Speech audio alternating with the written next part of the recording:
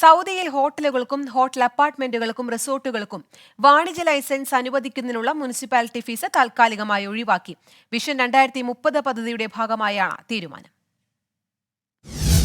Saudi ഭരണാധികാരി സൽമാൻ രാജാവിന്റെ അംഗീകാരത്തോടെ municipality ഭവന വകുപ്പ് മന്ത്രി മാജിദ് ബിൻ അബ്ദുള്ളയാണ് പുതിയ തീരുമാനം പ്രഖ്യാപിച്ചത്. ഇതനുസരിച്ച് ഹോട്ടലുകൾ, ഹോട്ടൽ അപ്പാർട്ട്മെന്റുകൾ, താമസ റിസോർട്ടുകൾ എന്നീ പ്രവർത്തനങ്ങൾ നടത്തുന്നതിനുള്ള വാണിജ്യ ലൈസൻസ് ലഭിക്കുന്നതിന് മുനിസിപ്പൽ ഫീസ് നൽകേണ്ടതില്ല.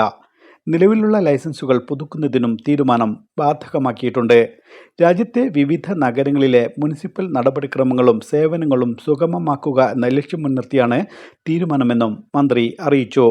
രാജ്യത്തെ വിനോദസഞ്ചാര മേഖല വികസിപ്പിക്കുന്നതിനും വിനോദസഞ്ചാരികളായി എത്തുന്നവർക്ക് നൽകുന്ന സേവന ഗുണനിലവാരം മെച്ചപ്പെടുത്തുന്നതിനും പുതിയ തീരുമാനം സഹായകമാകുമെന്നാണ് പ്രതീക്ഷിക്കുന്നത്. ഇതിനു പുറമെ രാജ്യത്തെ നിക്ഷേപ അന്തരീക്ഷം ആകർഷകമാക്കുവാനും ഈ മേഖലയിലെ മത്സരശേഷി ഉയർത്തുവാനും ഇതുവഴി സാധിക്കും. പുതിയ തീരുമാനത്തിൻ്റെ ആനുകൂല്യങ്ങൾ പരമാവധി പ്രയോജനപ്പെടുത്തുവാൻ മുനിസിപ്പാലിറ്റി, ഹൗസിംഗ്, വിനോദസഞ്ചാര മന്ത്രാലയങ്ങൾ ഈ മേഖലയിലെ നിക്ഷേപകരോട് ആഹ്വാനം ചെയ്തു. ഇസ്മായിൽ പയ്യോളി, 24, റിയാദ്.